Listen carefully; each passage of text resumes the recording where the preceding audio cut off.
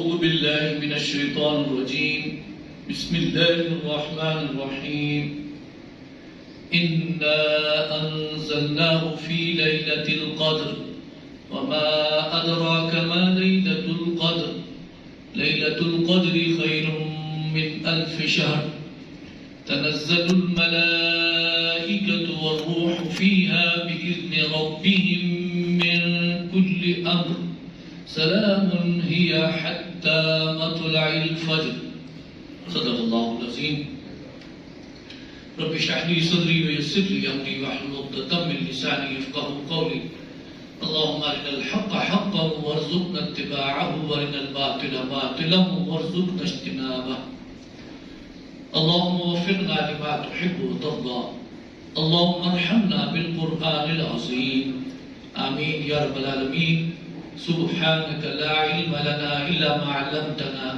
إنك أنت العليم الحكيم حضرات گرامی ماہ سیام کے حوالے سے جہاں تک اس ماہ مبارک کی فضیلت کا تعلق ہے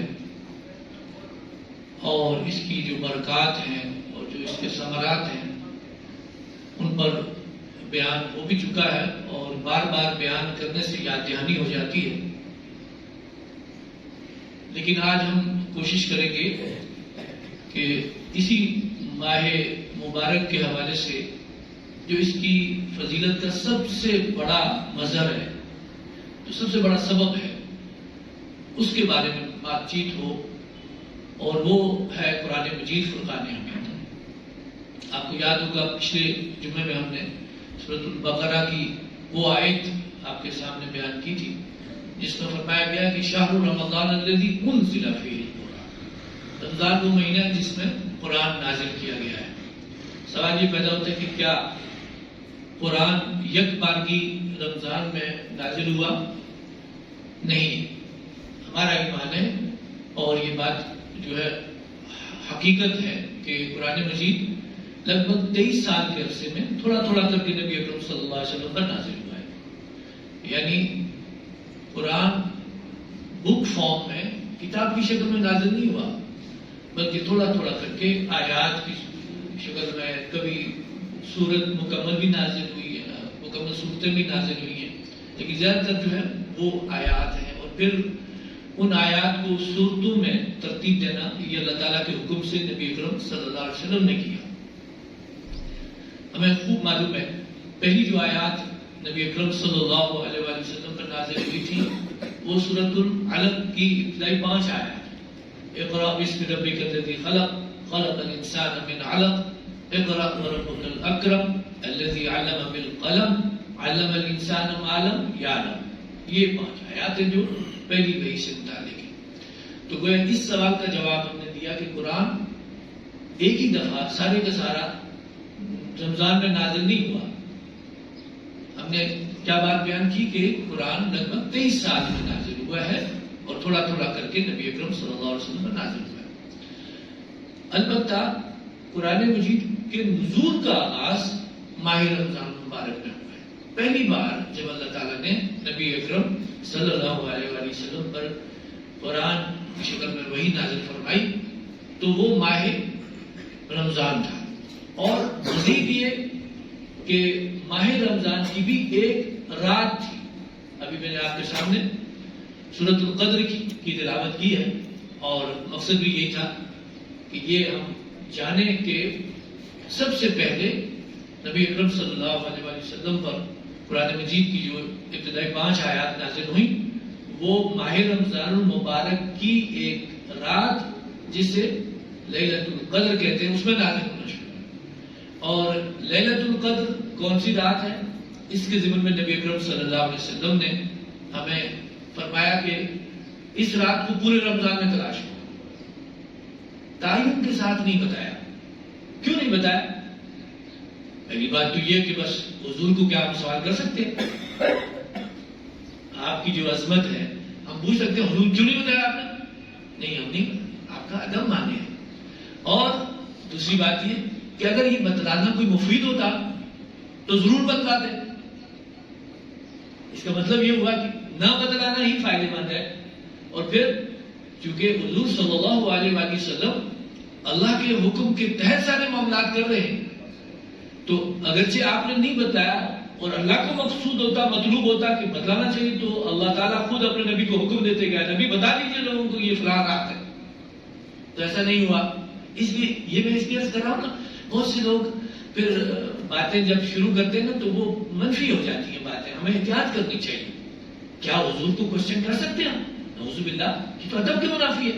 اچھا کیا اللہ پر سوال کر سکتے ہیں کہ اللہ تعالیٰ آپ نے کیوں نہیں بتایا ہمیں؟ بھائی آپ بندے ہیں، اللہ کے مقام پر فائز ہونے کی ضرورت نہیں ہے، اللہ کو ڈکٹیٹ کرنے کی ضرورت نہیں ہے، اللہ کے حکم کو ماننا ہے، بس اللہ نے نہیں بتلایا، نبی اکرم صلی اللہ علیہ وسلم نے نہیں بتلایا۔ پھر آسانی فرما دی آپ صلی اللہ علیہ وسلم نے ہمارے لیے کہ اچھا پورے رمضان میں ڈھونڈو، تو اس کا مطلب ہے کہ پورے رمضان میں یہ شوق اور ذوق ہو اور ہر رات انسان کی یہ تمنا ہو کہ مجھے لیلۃ القدر ملے۔ تو کچھ 29-30 دن ہے ٹوٹل رمضان کے، ٹھیک، تو یہ کون سے بڑا جو ہے مار کا سر ہوگا، بلکہ یہ شوق ہی بتلائے گا کہ ہم کتنے خواہش مند ہیں اور لیلۃ القدر پانے کی کتنی ہماری جستجو ہے۔ لیکن آپ صلی اللہ علیہ وسلم نے مزید آسانی ہمارے لیے پیدا فرمائی کہ اچھا اس کو رمضان کے آخری عشرے میں تلاش کرو، یعنی 10 دنوں میں، 29-30 سے کم کر کے 10 دن دے دیے، اور 10 میں بھی آپ صلی اللہ علیہ وسلم نے مزید کمی کر کے فرمایا کہ اس کی جو طاق راتیں ہیں 5 ان میں تلاش کرو، ٹھیک ہے۔ اور بس اس کے بعد آگے تعین نہیں فرمایا حضور صلی اللہ علیہ وسلم نے۔ آگے کی جو روایات ہیں وہ مختلف ہیں، بعض نے 21، 23، 25 اور بعض نے آگے 25 اور 27، 29 اور بعض نے بطور خاص 27 کو فوکس کر دیا، لیکن حضور صلی اللہ علیہ وآلہ وسلم نے اس طرح کی کوئی بات نہیں فرمائی۔ اس کا مطلب یہ ہے کہ ہم کیٹیگوریکلی تعین کے ساتھ ہی نہیں کہہ سکتے کہ 27ویں رات ہی جو ہے وہ لیلۃ القدر ہے، ہو سکتی ہے اور نہیں بھی، تو گویا کہ آخری عشرے میں طاق راتوں کو فوکس کیا جائے تو پھر ہم لیلۃ القدر جس میں قرآن مجید نازل ہونا شروع ہوا اس کی جو فضیلت ہے اس کو پا سکیں گے۔ اس وقت چونکہ موضوع جو ہم آج بیان کریں گے وہ قرآن مجید کے مسلمانوں سے جو تقاضے ہیں یا قرآن مجید کے مسلمانوں کے اوپر جو حقوق ہیں وہ بیان کرنے ہیں، لیکن صرف چونکہ سورہ مبارکہ القدر شروع میں نے تلاوت کی ہے تو اس کی جو فضیلت ہے وہ آپ کے سامنے رکھ دوں۔ اس رات کی فضیلت کو اللہ جل جلالہ نے خود بیان فرمایا کہ جس میں ہم نے قرآن نازل کیا، اس رات میں قرآن نازل کرنا شروع کیا۔ یہ بات واضح ہو گئی ہے کہ قرآن یک بار ہی نازل نہیں ہوا حضور صلی اللہ علیہ وسلم پر۔ ہاں ایک رائے اور مفسرین کی ہے کہ ام الکتاب سے، یعنی جو اصل کتاب ہے جو اللہ کا بڑا خزانہ، اس سے یہ کتاب قرآن مجید فرقان حمید نازل کی گئی سمائے دنیا، یعنی جو کلوزسٹ جو آسمان ہے انسانی دنیا سے اس پر، یہ ایک رائے ہے مفسرین کی۔ اور پھر وہاں سے نجمن تھوڑا تھوڑا کر کے نبی اکرم صلی اللہ علیہ وسلم پر نازل ہوئی۔ تو یہ بات طے ہو گئی کہ تورات تو اللہ تعالیٰ نے حضرت موسیٰ پر یک بار ہی نازل کی، اور وہ جب اپنی قوم کی طرف آئے تھے تو تختیاں اٹھائے ہوئے تھے جن کے اوپر تورات لکھی ہوئی تھی، ٹھیک ہے۔ بلکہ قرآن نے یہ واقعہ بیان کیا کہ آ کر چونکہ ان کی توقع کی بالکل برعکس معاملہ ایک بہت گڑبڑ ہو گیا کہ ان کی عدم موجودگی میں قوم نے بچڑے کو معبود بنا لیا۔ اس پر سخت ناراضگی کے عالم میں اور غصے کے عالم میں آپ نے وہ تختیاں ڈال دی۔ عام طور پر ہم بے احتیاطی میں کہہ دیتے ہیں پھینک دی، پھینکے نہیں ہے۔ اللہ کے جلیل القدر پیغمبر حضرت موسیٰ علیہ السلام کو معلوم تھا کہ ان کے ہاتھ میں اللہ کی کتاب ہے، مقدس کتاب تورات ہے، اس کو پھینکنا نہیں ہے، البتہ ڈال دیا ان کو ایک طرف رکھ دیا، اور پھر اپنے بھائی جناب ہارون علیہ السلام کی بات پرس کرنا شروع کر دی۔ تو یہ جو قرآن مجید ہے جس رات میں نازل ہوا ہے وہ لیلۃ القدر ہے، اس کی عظمت بیان ہوئی کہ لیلۃ القدر خیر من الف شہر، یہ رات 1000 مہینوں سے بہتر ہے۔ تو گویا اس طرح توجہ دلائی کہ جس رات میں قرآن کا نزول شروع ہوا وہ اگر 1000 مہینوں سے بہتر ہے تو قرآن خود کتنی راتوں اور کتنے مہینوں سے اور کتنے سالوں سے بہتر ہے۔ اس سے قرآن کی بھی عظمت سامنے آئے۔ تو قرآن کی عظمت جو ہے اس کو سمجھیے، یہ اللہ کا کلام ہے، یہ اللہ تعالیٰ جل جلالہ کی صفت ہے. کلام متکلم کی صفت ہوتا ہے. اور یہ قرآن مجید کیا ہے؟ یہ اللہ کا کلام ہے جو اللہ جل جلالہ نے اپنی رحمت سے اپنے نبی صلی اللہ علیہ وآلہ وسلم کو عطا فرمایا. اور آپ صلی اللہ علیہ وآلہ وسلم نے دنیا سے رخصت ہوتے ہوئے یہ قرآن منوعاً بلا کسی شوشے کی تبدیلی کے اپنی امت کے حوالے کیا اور ساتھ ہی فرما دیا کہ دیکھو اس کتاب کے ساتھ وابستہ رہو گے کبھی گمراہ نہیں ہوگے. اور جو قرآن کا مقام ہے وہ دراصل حضور صلی اللہ علیہ وسلم کے قائم مقام کا ہے. جب تک آپ دنیا میں تشریف فرما تھے تو لوگوں کا رجوع آپ صلی اللہ علیہ وسلم کی طرف تھا. آپ کے پیچھے چلنا, آپ کے حکم کو ماننا, آپ کی بات پر توجہ کرنا. ٹھیک. اور جب آپ دنیا سے تشریف لے گئے تو ظاہر فزیکلی آپ تو ہمارے ساتھ نہیں ہیں, تو اب آپ کا قائم مقام یہ قرآن مجید فرقان حمید ہے. تو یہ فضیلت والی بات اگر سمجھ میں آ گئی ہے تو پھر اس کی طرف توجہ کرنے کی ضرورت ہے کہ قرآن سے جو فضائل ہیں اس کے وہ پانے کے لیے, اس کی جو برکتیں ہیں ان کے حصول کے لیے, اور اس نے جو کامیابی کی راہیں بتلائی ہیں ان راہوں پر چلنے کے لیے جو اس کا پروگرام ہے وہ اگر ہم تعبیر کریں تو 5 حقوق کے حوالے سے وہ اگر سامنے آ جائے اور وہ سمجھ میں آ جائے تو انشاءاللہ اس پر عمل درآمد بھی ہوگا اور ہم کامیابی سے ہمکنار ہوں گے. اب میں سب سے پہلے تو ایک دعا آپ کے سامنے نبی اکرم صلی اللہ علیہ وسلم کی دعا ہے, اور ظاہر ہے جو معصور دعا ہے, یعنی صحابہ کرام میں سے کوئی دعا بھی اگر ہم تک پہنچی ہے تو اس کا اصل سورس کیا ہے؟ حضور صلی اللہ علیہ وسلم سے جو ہے وہ سیکھا ہوگا اور اس طرح دعا کی ہے. اس لیے سنت کا اطلاق یا احادیث کا اطلاق جو ہے وہ حضور صلی اللہ علیہ وسلم کے اعمال اور آپ کے ارشادات کے ساتھ صحابہ کرام کے اعمال اور ارشادات پر بھی ہوتا ہے. معروف حدیث جو ہم بالعموم خطبہ جمعہ میں عربی میں پڑھتے ہیں, علیکم بسنتی, حضور فرماتے ہیں تمہارے اوپر میری سنت ہے, وسنت الخلفاء الراشدین المہدیین, اور خلفاء راشدین کی سنت جو ہے وہ تم پر لازم. تو اس اعتبار سے یہ دعا جو ہے اس کو بھی معمولی نہ سمجھے گا, اگرچہ یہ معصور دعا ہے لیکن اس کے اندر عبدیت کاملہ کا ذکر ہے.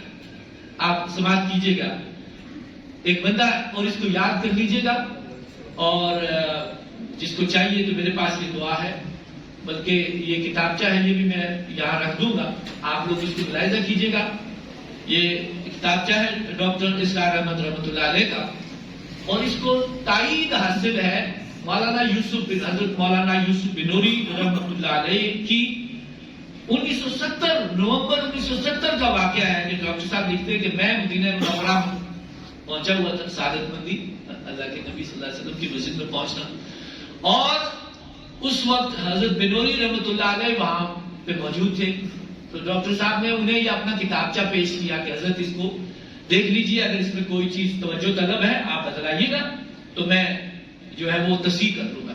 تو ڈاکٹر صاحب کہتے ہیں کہ مسجد نبوی صلی اللہ علیہ وآلہ وسلم میں بحالت اعتکاف مولانا یوسف بنوری رحمۃ اللہ علیہ نے اس کتابچے کو ملاحظہ کیا اور صرف ایک مقام پر اصلاح تجویز فرمائی جو دوسرے ایڈیشن میں کر لی گئی. اس اعتبار سے گویا یہ کتابچہ مستند ہے, اور حضرت مولانا یوسف بنوری رحمۃ اللہ علیہ ہمارے علماء ربانی میں ایک بہت نمایاں مقام رکھتے ہیں, بلکہ ایک اعتبار سے بڑا اعلیٰ مقام ہے ان کا کہ ختم نبوت کی تحریک کو کامیابی سے ہمکنار کرنے میں ان کا سب سے زیادہ رول ہے. علمی بھی ہے, عملی بھی ہے, تحریک بھی انہوں نے چلائی تھی. بہرحال یہ اب دعا میں آپ کے سامنے رکھوں, اس کے بعد ہم موضوع پہ آتے ہیں. دعا سنتے جائیے, ترجمہ بھی کریں گے اور آخر میں آمین کہیں گے انشاءاللہ. اللہم انی عبدک, اے اللہ میں تیرا بندہ ہوں, وابن عبدک, تیرے غلام کا بندہ ہوں, میرا باپ بھی تیرا غلام ہے, وابن امتک, اور تیری باندی کا کنیز کا بیٹا ہوں, یعنی میری ماں بھی تیری باندی ہے, غلام ہے, باندی ہے. فی قبضتک, مجھ پر تیرا ہی کامل اختیار, میں تیرے قبضے میں. قبضہ اردو میں بھی ہم لفظ بولتے ہیں.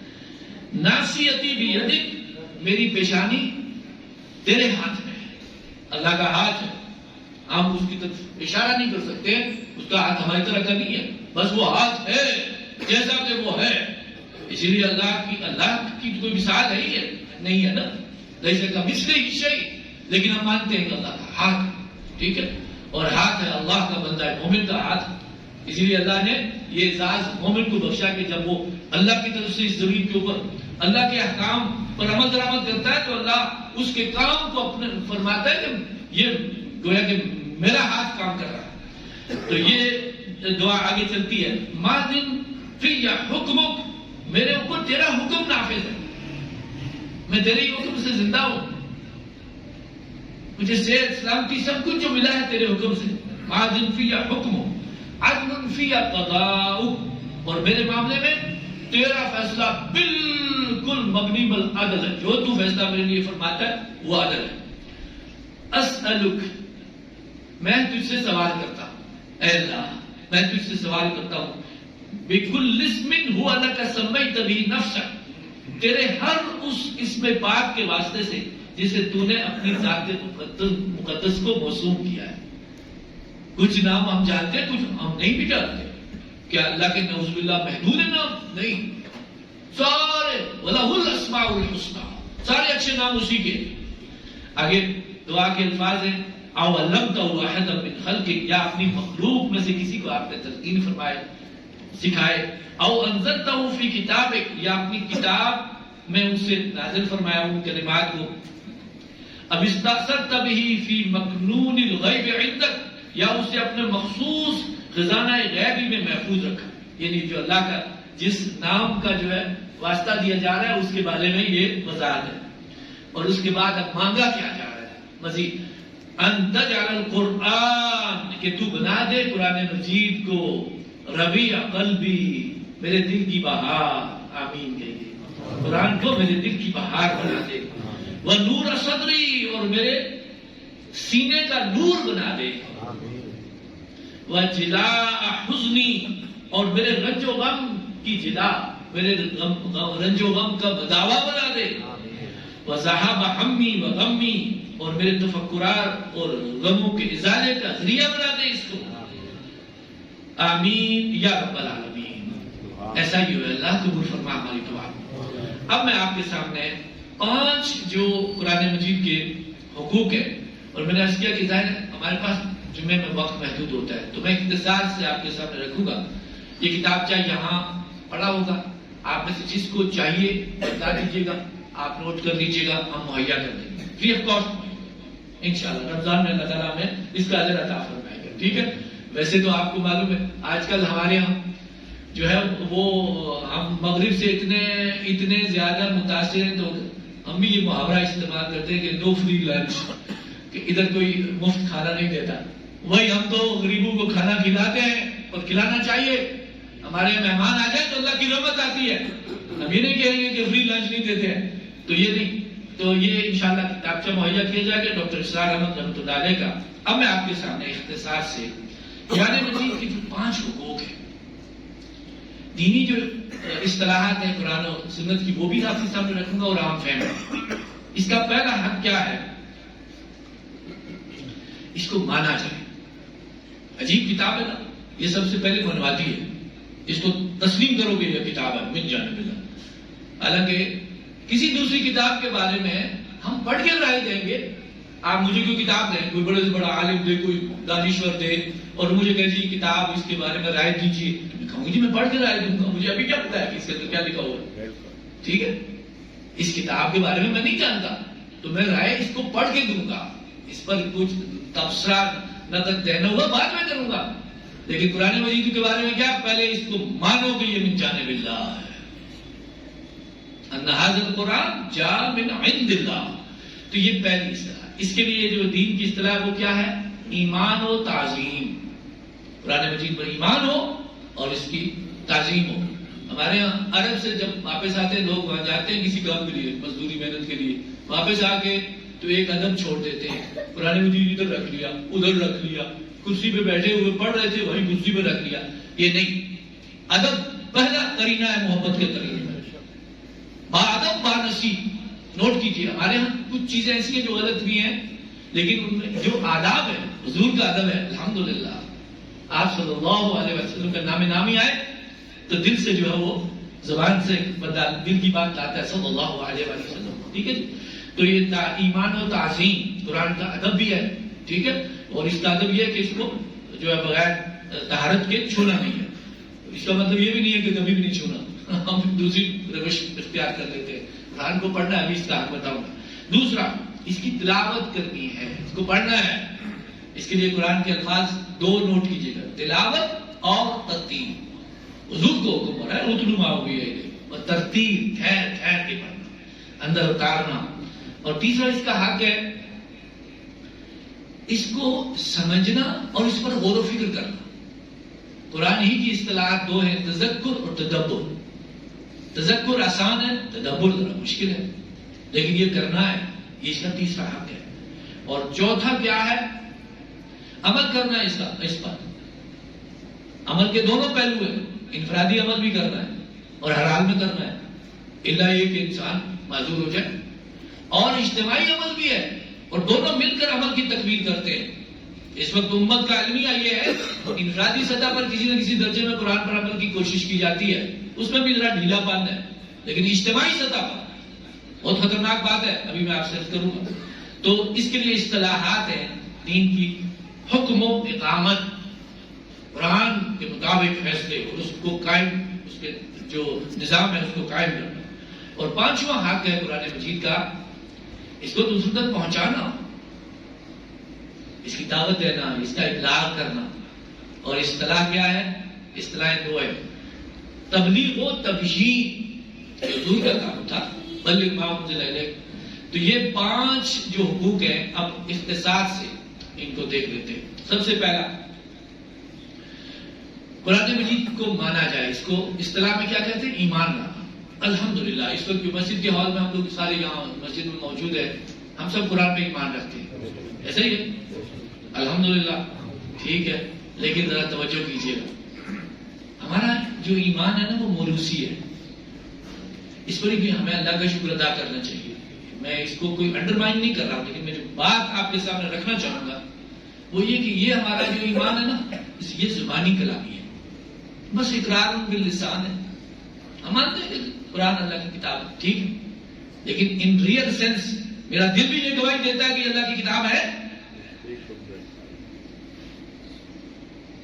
یہ یقین ہے کہ یہ کتاب من جانب اللہ ہے, یہ اس اصل کتاب کی نقل ہے جو میرے پاس ہے. تو پھر اس کے پاس ساتھ رویہ کیا ہوگا؟ اس کے ساتھ دل لگے گا, یہ پڑھا جا رہا ہوگا تو دل متوجہ ہوگا. یہ نہیں ہے. اور پھر اسی کی آواز سن کر انسان کو تسکین محسوس ہوگی. ایسا نہیں ہوگا کہ پھر ہم اپنی یہ جو اچھی آواز سننے کا انسان کے اندر جذبہ ہے, اللہ نے دیا ہے. خوبصورت آواز کس کو اچھی نہیں لگتی ہے نا, لیکن شیطان نے اس کو ایکسپلائٹ کر لیا. اب وہ کیا سنواتا ہے ہمیں, اور کانوں کے اندر جو ٹھوس کے ہم ٹوٹیاں لگا کے کیا سن رہے ہوتے ہیں. اللہ ماشاء اللہ, بہت سے نوجوانوں کو میں نے دیکھا, میں پوچھا, میں نے کہا یار ابھی کیا سن کے تلاوت, میں نے کہا مبارک ہو, اللہ کرے ایسا ہی ہو, ٹھیک ہے. لیکن بالعموم کیا, اور مجموعی طور پر ہمارے ایک خطہ بچا ہوا تھا عرب کا جس میں یہ فضولیات نہیں تھی, وہ بھی جو شیطان نے اپنی چال چلی, اور جو ورلڈ لیول پہ اس وقت جو شیطنت جو کار فرما ہے اس کے ذریعے اثر ان کے بھی اب رات رنگ کی محفلیں شروع ہو گئی کہ نہیں. حجاز مقدس جس کو اللہ کے رسول صلی اللہ علیہ وسلم نے 23 سال محنت کر کے ہر چیز سے پاک کیا تھا, ہر علائش سے, جس میں بتوں کی پرستی سے اس کو پاک کیا, وہاں تہذیبی ثقافتی اعتبار سے جو منفی چیزیں تھی ان کو بھی مٹا کے خالص دین کی تہذیب وہاں پر رائج کی تھی. وہاں آ کر اب یہاں جو لوگ وہاں بیٹھے ہوئے ہیں ان کو اللہ سمجھے گا, یقین کیجیے. دل دکھتا ہے, دل سے آ نکلتی ہے کہ حرمین شریفین کی یہ تولیت کا تم یہ غلط فائدہ اٹھا رہے ہو, تم عالمی سطح پر مقبول ہونا چاہتے ہو. بہت خطرناک بات ہے. کوئی ہم یہ بات اس لیے کر رہے ہوتے ہیں, کوئی شخص اگر یہ بات ان تک پہنچائے تو ان کو احساس دلائے, اللہ کے بندوں ڈرو اللہ سے, تمہیں اللہ کے ہاں پہنچنا ہے. واتقوا یوما ترجعون فیہ الی اللہ, جس دن تم پہنچو گے اللہ کے ہاں پوچھے گا اللہ. دوبارہ یہ جو قرآن مجید ہے اس پر ایمان ہمارا ایک ہے، وہ ہے وربل ٹیسٹیمنی، ٹھیک ہے، زبانی اقرار، دل کے اندر بیٹھانے کی ضرورت ہے، اس کو تصدیق بالقلب والا ایمان ابھی نہیں ہے۔ وجہ کیا ہے کہ جو رویہ ہمارا بتا رہا ہے کہ ہم دنیا کی ہر چیز پڑھنے کے لیے تیار ہیں اور آج کیا کچھ نہیں پڑھتے ہیں، مختلف زبانیں سیکھی ہم نے، تو قرآن مجید کی طرف توجہ نہیں ہے نا، تو اس کا مطلب کیا ہوا کہ ایمان میں کچھ کمزوری ہے، ٹھیک ہے جی۔ تو یہ پہلا حق ہے کہ یہ جو موروثی ایمان ہمیں ملا ہے اس کو غنیمت سمجھ کے اس کو دل کے اندر اتارنا ہے، دل سے گواہی لینی ہے۔ ہمارا دل جب گواہی دے گا کہ واقعتاً یہ کتاب اللہ کی جانب سے ہے، تو پھر ہم مجبور ہوں گے اگلے حقوق پورے کرنے کے لیے۔ دوسرا حق کیا تھا؟ اس کو پڑھنا ہے، اس کی تلاوت کرنی ہے، ٹھیک ہے۔ اگر واقعتاً میں اس کتاب کو اللہ کی کتاب سمجھتا ہوں تو زندگی میں کم سے کم ایک بار تو میں اس کو ترجمے کے ساتھ اس کا مفہوم اول سے آخر تک سمجھوں، ورنہ یہ کیا رویہ ہے کہ میں اس کو کتاب اللہ سمجھتا ہوں، یہ اللہ کا پیغام میرے نام ہے، لیکن اس پیغام کے اندر کیا ہے، اس کے کانٹینٹس کیا ہے، مجھے معلوم ہی نہیں ہے، تو کیا بنے گا اللہ کے ہم پہنچ کے؟ کیا یہ ایمان قابل قبول ہوگا؟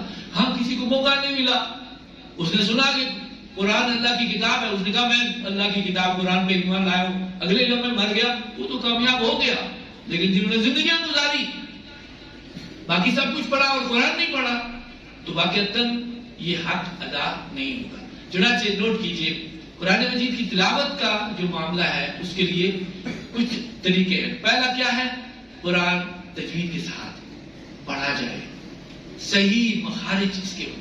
اب ظاہر ہے اس کے لیے انسان اگر یہ اپنا فریضہ سمجھے اور قرآن کا اپنے اوپر حق سمجھے تو پھر وہ کوشش کرے گا کہ قرآن کو صحیح طریقے سے پڑھے، اور الحمدللہ آج کل تو یہ ساری چیزیں اویلیبل ہیں۔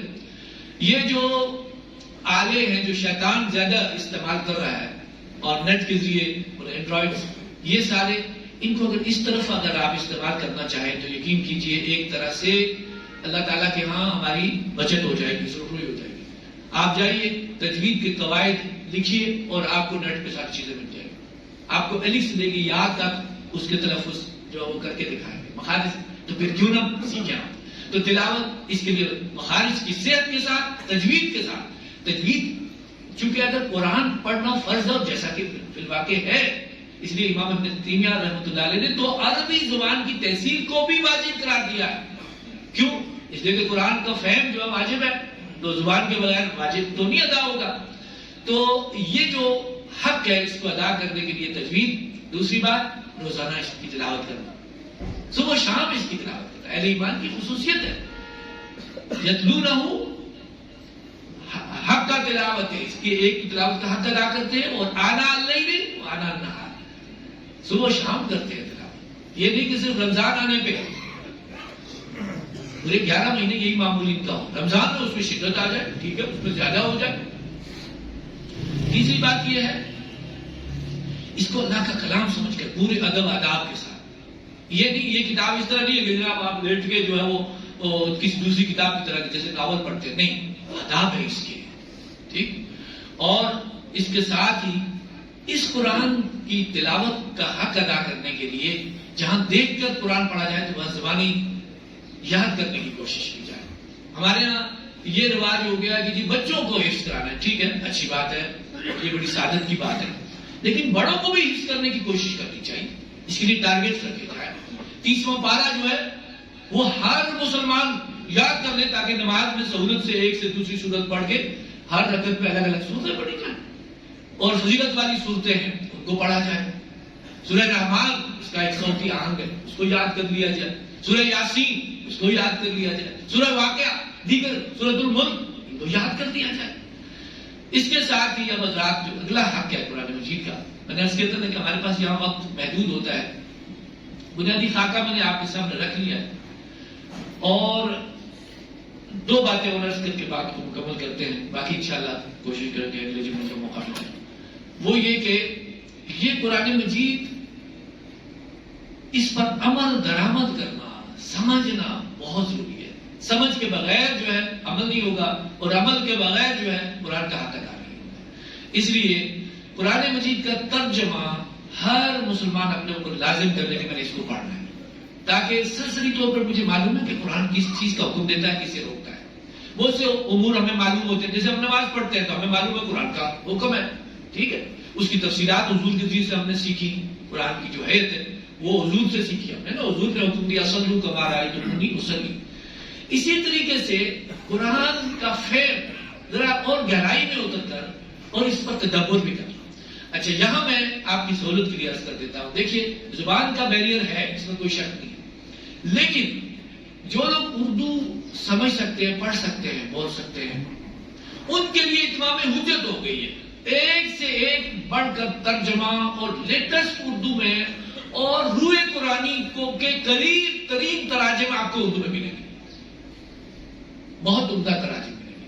مفتی تقی عثمانی صاحب کا آسان قرآن کے نام سے، مولانا مودودی کا ترجمہ قرآن ہے تفہیم القرآن، ڈاکٹر اسرار احمد رحمہ اللہ ان کا جو قرآن ہے بیان القرآن، بہترین تراجم ہے. آپ پڑھتے جائیے، انشاءاللہ کوئی اشکال نہیں ہے اور قرآن کی روح سے آپ واقف ہو جائیں گے. باقی ساری زندگی بھی انسان قرآن سمجھتا رہے تو یقین کیجیے وہ دعویٰ نہیں کر سکتا کہ اس نے قرآن کا حق ادا کر دیا ہے. یہ تو حضور نے فرمایا لا تنقضی اجائے. جو اگلی بات ہے جس پر گفتگو کو مکمل کروں گا، کوشش کریں گے پھر کسی اور موقع پر اس موضوع کو بیان کیا جائے، وہ یہ کہ عمل کا خاص اہتمام کرنا اور عمل میں بھی جو اجتماعی پہلو ہے اس کو ملحوظ رکھنا. ماشاءاللہ مسجد میں ہم اللہ کا حکم مانتے ہیں، قرآن کا حکم مانتے ہیں، لیکن ہماری پارلیمنٹ میں اللہ کا حکم نہیں مانا جا رہا، ہماری عدالتوں میں نہیں مانا جا رہا. تو کون عمل کرائے گا ان مقامات پر؟ ہمارا بھی، آپ کا بھی اس میں کچھ حصہ ہے کہ نہیں؟ اپنا حصہ اس میں ڈالیں. اجتماعی سطح پر قرآن کے احکام کی تنفیذ ہو. ہمارے پاس اللہ نے ہمیں ملک دیا ہے. سوچئے ان لوگوں کو جن کے پاس ملک نہیں ہے، اپنے وہ بیچارے آزادی کی جنگ لڑ رہے ہیں. تو یہاں پہ ہم اللہ کے دین کو، جو یہ ہمیں ملک اللہ نے نعمت کے طور پر دیا ہے، یہاں نافذ کرے تو بلکہ جو عالمی ہمارا رول ہے وہ بھی ہم آسانی سے پلے کریں گے. ابھی بس مسئلہ کیا ہے؟ غزہ میں ظلم ہو رہا ہے اور ہم بس دعاؤں پہ اکتفا کر رہے ہیں. حالانکہ ہونا یہ چاہیے تھا کوئی مسلمان ملک ایسا ہو جہاں اللہ کا حکم جاری ہو، اس ملک کو اللہ کی تائید حاصل ہوگی، وہ کسی بھی باطل کے خلاف اٹھے گا، اللہ اس کو فتح سے ہمکنار دے گا. کشمیر کو آزاد کرانا ہے تو ہم دعاؤں سے کر رہے ہیں، ٹھیک ہے. ادھر ہندوستان جو حرکت کر رہا ہے سارے ماں، وہ دن بدن آگے بڑھ رہا ہے اپنا تسلط، قبضہ، غاصبانہ وہاں پر برقرار رکھنے کے لیے، اور ہماری طرف سے دعائیں ہوتی ہیں کہ اللہ آپ کشمیر آزاد کرا دیجیے. تو یہ اس طرح تو کام نہیں ہوتے نا. تو قرآن پر عمل کا تقاضا یہ ہے. ہماری انشاءاللہ نجی زندگی بھی بہت خوشحال مطمئن ہو جائے گی اور کامیابی کی زندگی، اور اجتماعی سطح پر جو ذمہ داری ہے ہماری بحیثیت مسلمان، اس کو ادا کرنے کے لائق ہو جائیں گے. قرآن پر عمل درآمد نہ ہونے کی وجہ سے ہم ذلیل و خوار بھی ہو رہے ہیں، عالمی رول بھی کمپرومائز ہو رہا ہے، اور اللہ کے ہاں جب پہنچیں گے تو نبی اکرم صلی اللہ علیہ وسلم کی اس شکایت کا بھی سامنا کرنا پڑے گا. اور وہ شکایت کیا ہے؟ سورۃ الفرقان میں اللہ تعالیٰ نے اس کو نقل کیا. وقال الرسول، رسول صلی اللہ علیہ وسلم عرض کریں گے اللہ کی جناب میں، یا رب ان قوم اتخذوا هذا القرآن مہجورا، میری قوم نے اس قرآن کو چھوڑ دیا تھا، اس کو ترک کر دیا تھا. اس زمانے میں معزز تھے مسلمان ہو کر، اور ہم خال ہوئے تارک قرآن. تو اللہ تعالیٰ ہم سب کو قرآن مجید کے حقوق جو ہے وہ پورے کرنے کی توفیق عطا فرمائے. کتاب سے میں نے ریفر کیا تھا، یاد رکھا ہوگا، دیکھ لیجئے گا، جس چیز کا کوئی تقاضا ہو ہم اس کو مہیا کر دیں گے. جزاکم اللہ خیرا. اقول قولی ھذا استغفر اللہ لی ولکم.